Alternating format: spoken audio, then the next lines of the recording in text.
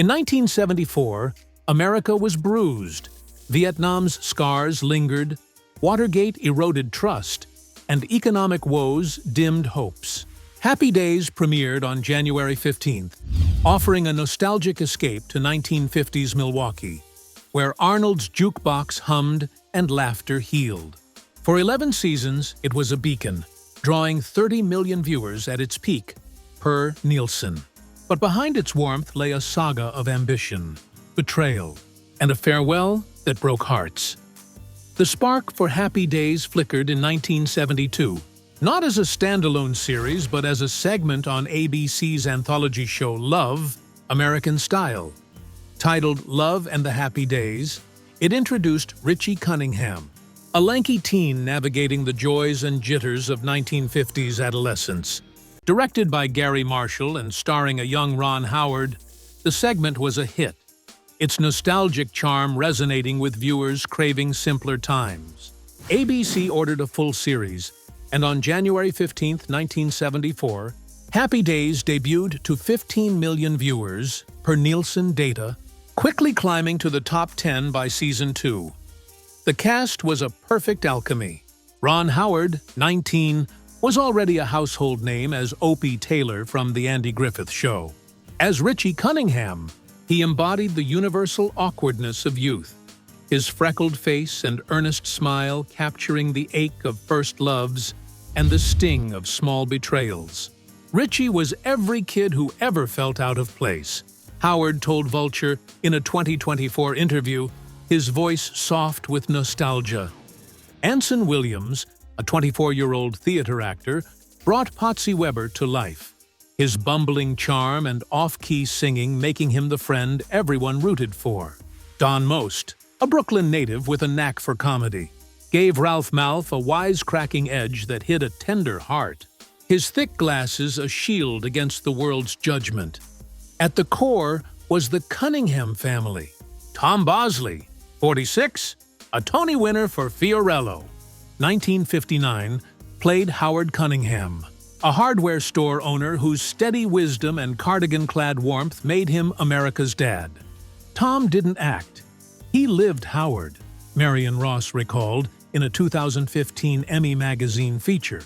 Ross herself, a 45-year-old journeyman actress with credits in The Twilight Zone and Hogan's Heroes, found her calling as Marion Cunningham. Her luminous smile and Midwestern lilt turned every "Oh, Howard" into a hug.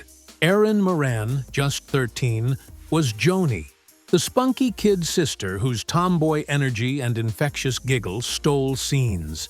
Erin was a firecracker, Bosley said in a 1980 People interview. She'd walk on set, and the whole place lit up. Then there was Arthur Fonzie Fonzarelli, a leather-clad greaser meant to be a minor character. Henry Winkler, a 28-year-old Yale drama graduate, auditioned in 1973 with $200 in his pocket and a heart full of fear. "I was one bad audition from moving back to New York," he wrote in his 2019 memoir, Being Henry. Cast with just 6 lines per episode, Winkler turned Fonzie into a phenomenon. His snap-to-start jukebox trick, his "I" catchphrase, his effortless cool, it was magic. By Season 2, Fonzie was no sidekick. He was the show's pulse, a symbol of rebellion tempered by loyalty. The setting, too, was a character. Arnold's drive-in, with its neon glow and checkered floors, was where Richie and his friends schemed, flirted, and grew up. Milwaukee, with its working-class grit and small-town heart, grounded the show in a reality that felt universal. "We didn't just film a show," Marshall told the Television Academy in 2001. "We built a world where people felt safe." By 1976, Happy Days was a cultural juggernaut. It ranked #1 in Nielsen ratings, pulling 31.5 million viewers weekly per Variety. Fonzie merchandise, lunchboxes, t-shirts, action figures, even a pinball machine, generated $75 million in 1976 alone, per Billboard Archives. Kids slicked their hair to mimic Fonzie's pompadour. Barbers reported a surge in Fonz cuts, and "Aye" became a playground mantra. ABC executives, smelling profit, proposed a radical move. Rename the show Fonzie's Happy Days. On paper, it was a marketing coup, capitalizing on Henry Winkler's supernova status. In reality, it threatened to shatter the show's soul. Ron Howard, at 21, felt the sting like a betrayal. Richie Cunningham was the show's heart, his coming-of-age story the thread weaving every episode. To rebrand it as Fonzie's Show was to erase his contribution, to demote him in the series he'd carried since day one. It wasn't about ego, Howard told Entertainment Weekly in 1998. It was about respect. For me, for the cast, for what we'd built. In a tense meeting in 1976, with Gary Marshall and ABC executives, Howard issued an ultimatum. Change the title, and I walk. His voice, calm but ironclad, stunned the room. Young actors didn't defy networks, especially not one as powerful as ABC, which controlled 40% of primetime viewership, per The Hollywood Reporter, 1976. Henry Winkler, the man at the center of the frenzy, could have seized the spotlight. Instead, he stood with Howard. Fonzie only works because of Richie, Marion, Howard, all of them, he told the executives per his memoir. You don't break up a family. His loyalty was a revelation. Most actors would have chased the fame, but Winkler understood the ensemble's magic. Fonzie's cool needed Richie's sincerity, Marion's warmth, Joni's spark. Marshall, a master of balancing egos, backed his stars. This show is about all of us, he said, per a 2004 TV Guide interview. ABC relented. The title stayed, but the fight exposed a fault line. Howard began eyeing a future beyond acting, taking directing gigs on Happy Days to learn the craft. The network's greed had planted seeds of doubt, foreshadowing greater battles to come. The clash wasn't just about a title. It was a microcosm of the tension between art and commerce. ABC saw Happy Days as a product, Fonzie as a cash cow. The cast and Marshall saw it as a story, a delicate balance of heart and humor. That fight taught me the business could be brutal, Howard told Variety in 2020. It made me want to control my own stories. The victory preserved the show's integrity, but it left scars, a reminder that even a hit wasn't safe from corporate overreach. While Howard fought for the show's soul, Henry Winkler carried a heavier burden.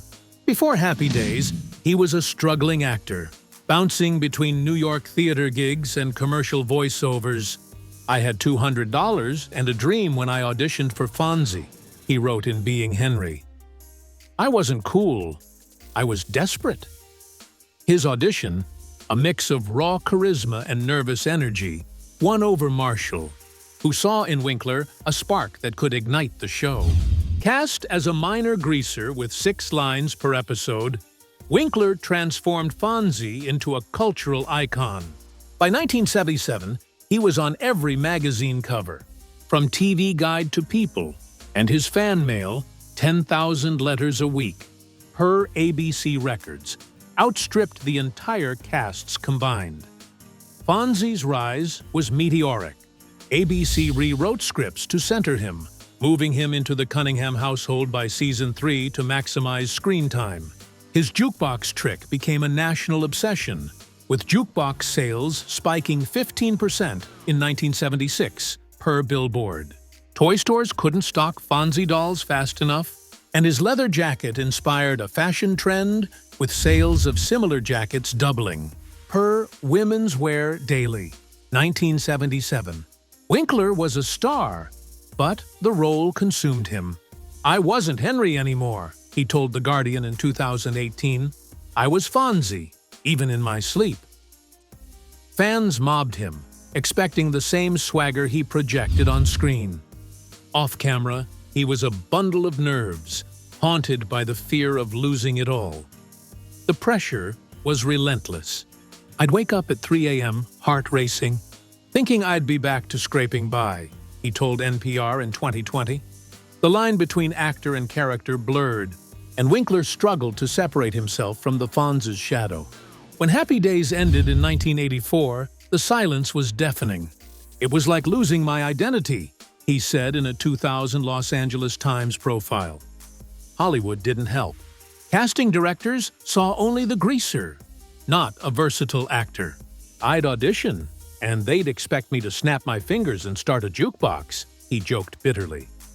Typecasting became a prison, and the fear of returning to his pre-Happy Days poverty, when he couldn't afford a decent meal, gnawed at him. Winkler's redemption was a slow climb. In the 1980s, he turned to directing, helming episodes of MacGyver and the film Cop and a Half. By the 1990s, he was acting again, landing roles in Scream, 1996, and The Waterboy, 1998. His turn as Gene Cousineau in HBO's Barry earned him a 2018 Emmy, a triumphant middle finger to typecasting. "I loved Fonzie, but he nearly broke me," Winkler told Variety in 2023. The scars of those post-Happy Days years lingered, a reminder that fame was a double-edged sword, granting dreams and stealing selves. By 1984, Happy Days was in its 11th season, a television giant showing signs of wear but still beloved, averaging 20 million viewers for Nielsen. Its finale was planned as a grand goodbye, a chance to honor characters who'd become family to millions. But ABC's ambition derailed it. The 1984 Winter Olympics in Sarajevo, airing February 8–19, were a ratings juggernaut, pulling 25 million viewers nightly. Per The Hollywood Reporter, ABC cleared its primetime slate for 2 weeks of figure skating, skiing, and hockey, bumping Happy Days and leaving 5 episodes unaired. The network faced a choice: delay the finale to summer to air all episodes in order, or stick to the May schedule and handle the leftovers later. They chose the latter, a decision that broke television's most sacred rule: a finale is a promise. On May 8, 1984, Happy Days aired Passages, a finale crafted for closure. Joni Cunningham and Chachi Arcola, played by Erin Moran and Scott Baio, got engaged, their romance a nod to the show's heart. Fonzie adopted a son, Danny, softening his rebel edge into paternal warmth. Tom Bosley, as Howard Cunningham, delivered a speech that shattered the fourth wall, speaking directly to viewers. "Our children are grown, starting their own families. We haven't scaled Everest or written novels, but we've raised 2 wonderful kids and watched their friends become ours. Thank you for being part of our family." The words, per a 1984 New York Times review, left millions weeping. It was a perfect farewell, a moment that honored the bond between show and audience. But ABC betrayed that bond. In June and July 1984, they aired the 5 unaired episodes, leftovers from the Olympic Shuffle, with no warning or context. To fans, it was like seeing a loved one rise from the dead, disoriented, wrong. So How Was Your Weekend was a light-hearted romp, its breezy tone jarring after the finale's emotional weight. Low notes and school-dazed felt like ghosts of a show that had ended. Their plots, Richie's music dreams, Potsy's school woes, lacking the finale's gravitas. Good news, bad news, offered a flicker of depth with Chachi's health scare, but it wasn't enough. The final blow came on September 24th with Fonzie's Spots, a cruel episode where Fonzie, television's coolest icon, was hazed by Potsy in a silly Leopard Lodge storyline. It was humiliating, Winkler told Entertainment Weekly in 2004. That's not how you end a legend. The fallout was brutal. Fans flooded ABC with 5,000 letters per TV guide decrying the betrayal. "You gave us closure, then stole it," one wrote. Critics called it cultural vandalism, a violation of the contract between a show and its audience. A finale isn't just an episode, it's a vow of closure. By resurrecting Happy Days after its curtain call, ABC broke that vow. The industry took notice.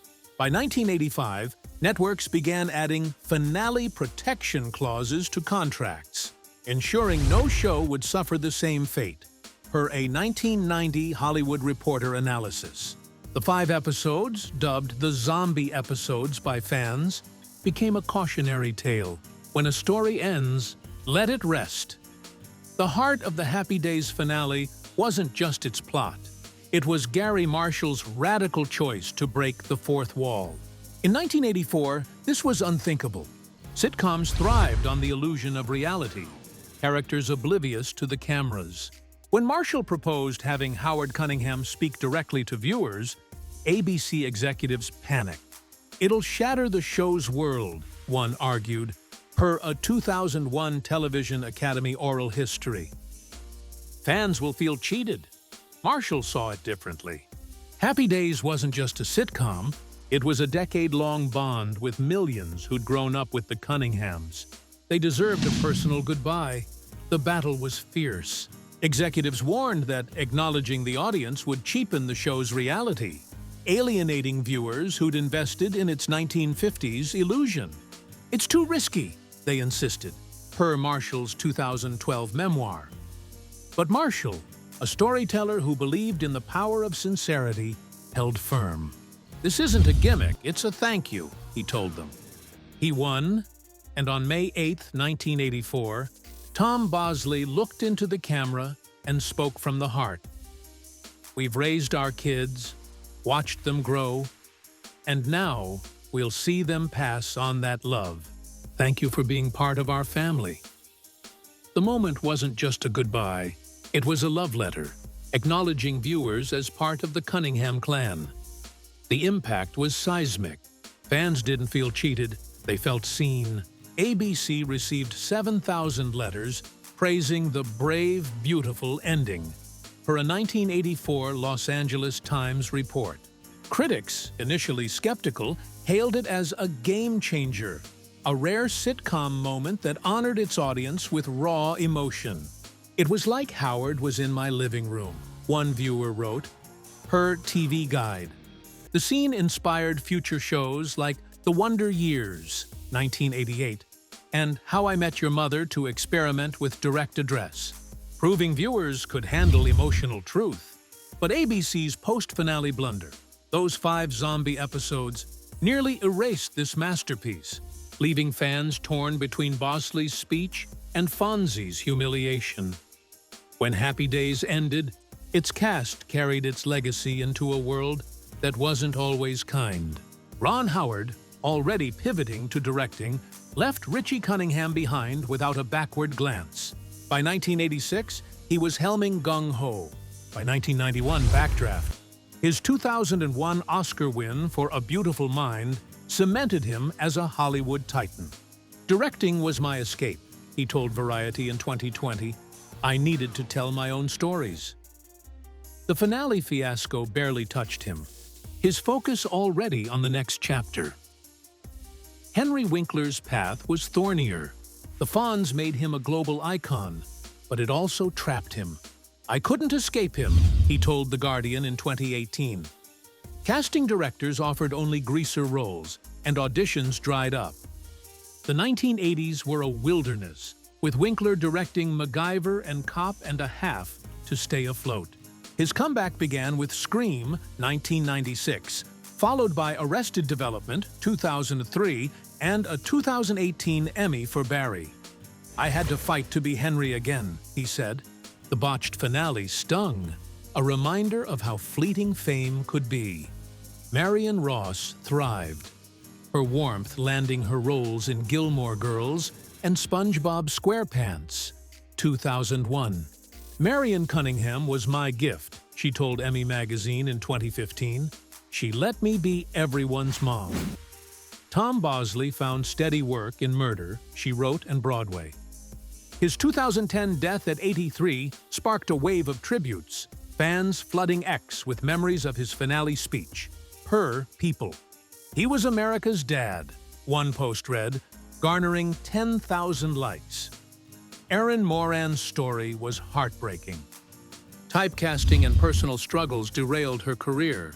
The Joni Loves Chachi spin-off, a 1982 ABC flop canceled after 17 episodes, crushed her momentum. By 2017, she was gone.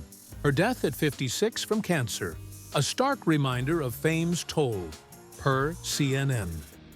Scott Baio, as Chachi, found modest success in Charles in Charge, but became better known for polarizing political stances, his Happy Days glory fading. Anson Williams pivoted to business, launching Stubbs BBQ Sauce, a $10 million enterprise by 2000 per Forbes. Don Most leaned into music, releasing jazz albums and appearing at fan conventions, his warm smile a draw for nostalgic crowds. Happy Days wasn't just a show, it was a phenomenon. It spawned spin-offs like Laverne and Shirley and Mork and Mindy, both top 10 hits. Its influence shaped sitcoms from Family Ties to Full House, proving nostalgia could carry emotional weight. The show's merchandising empire, $100 million by 1978 per Variety, set a template for TV branding, from Star Wars toys to Stranger Things t-shirts. Its theme song, Bill Haley's Rock Around the Clock, re-entered the Billboard charts in 1974, peaking at number 39, a testament to its cultural pull. The show also tackled social issues subtly: friendship across class lines, gender dynamics, and family values in a changing world. "We didn't preach," Marshall told the Television Academy. "We showed what mattered."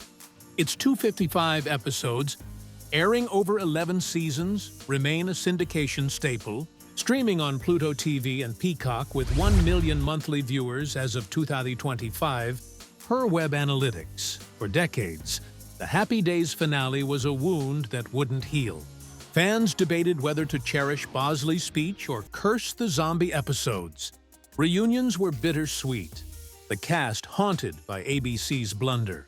Then came September 15, 2024. At the 50th anniversary Emmy Awards, Ron Howard and Henry Winkler took the stage. Winkler, now 78, struck a jukebox, and the Happy Days theme blared. The crowd roared, tears mixing with cheers, per a Hollywood Reporter recap. "This is for you," Howard said, his voice breaking. "You were our family." The moment, viewed 2.5 million times on X in 24 hours, was called the real finale by critics, a closure ABC denied in 1984. Happy Days was more than a sitcom. It was a mirror reflecting America's longing for connection. Its rise was a triumph of heart, its fall a lesson in corporate folly. The cast's battles, Howard's defiance, Winkler's reinvention, Moran's tragedy, revealed the human cost of fame. The finale, with Bosley's brave goodbye, was a masterstroke, nearly undone by 5 stray episodes that taught Hollywood a sacred rule: when you say goodbye, mean it.